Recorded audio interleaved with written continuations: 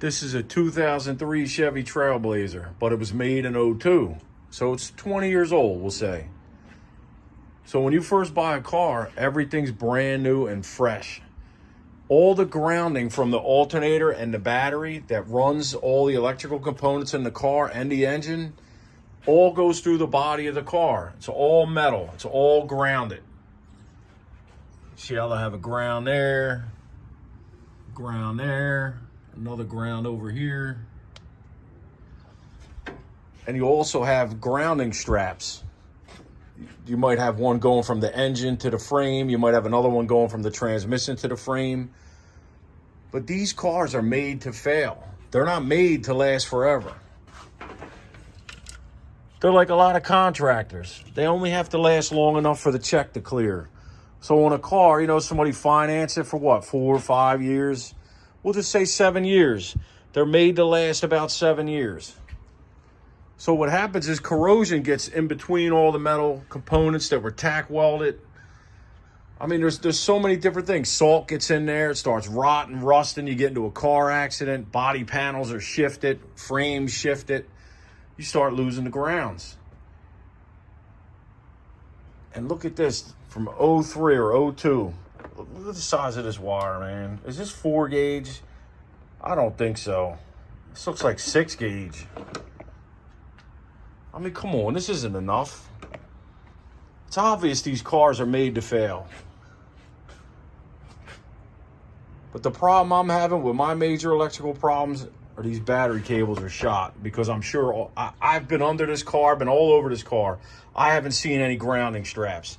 The only one I see is right here. But this one's covered up. So that's why it didn't rot away. But you see the part that is exposed is starting to turn green and crusty. So this is a tiny strap here, but usually there'll be bigger ones. They're gone. They're all gone. So all the grounds are gone from this car. So I'm gonna have to redo it all myself. But the first thing I'm gonna do is start with the alternator and the battery cables, and any ground I see that's crusty, I'm gonna try and redo the ends. I gotta chase the wire back, because you gotta strip these and you gotta chase the green. Sometimes the copper wire turns black. You gotta get beyond that, because that's all rotten. That's no good. So just changing the ends all the time isn't good.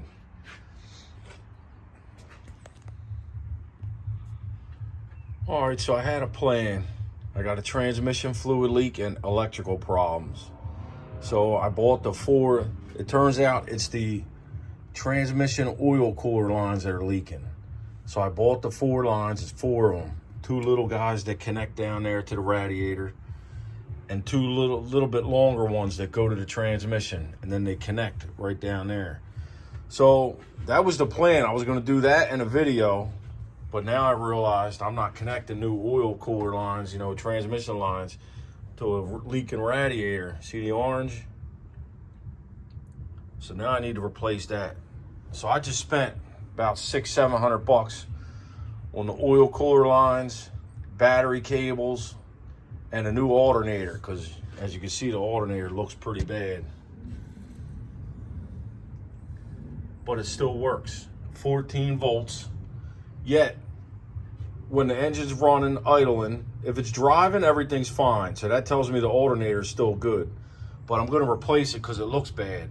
So if I'm idling and I go to roll the windows up, the power windows, the engine wants to stall. All the lights go dim.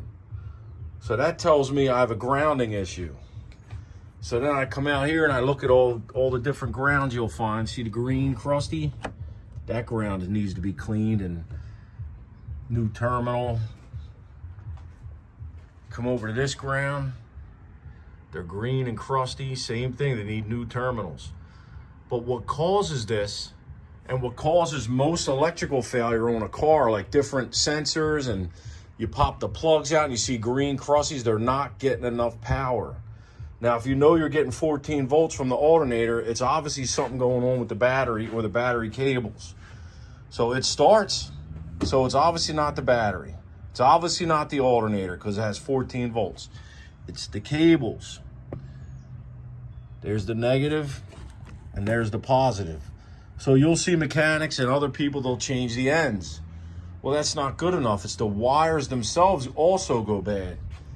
So I bought the new ones through AutoZone, AC Delcos. I mean, I'm not saying it's any better than any other brand, but we're gonna try it. So I'll probably do another video of installing it because now I'm stuck. I gotta wait to get the money for this stupid radiator. It's probably gonna take me a couple of days. I can't keep dumping money into these cars, but what are you gonna do? But I just wanted to do this video to show you what to look for. If you see wires like this that are green and crusty, you'll see mechanics that'll just fix the ends and that's it. All right, well, that's the problem, but what's the cause? The cause is usually the car's not getting the proper amperage to the different circuits. And what causes that is these bad battery cables. So I'm gonna replace them.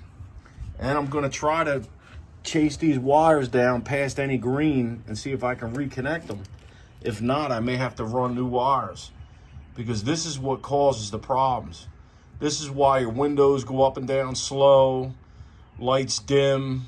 You do one thing, lights dim, you do another thing, something else stops working properly, like the engine wants to stall.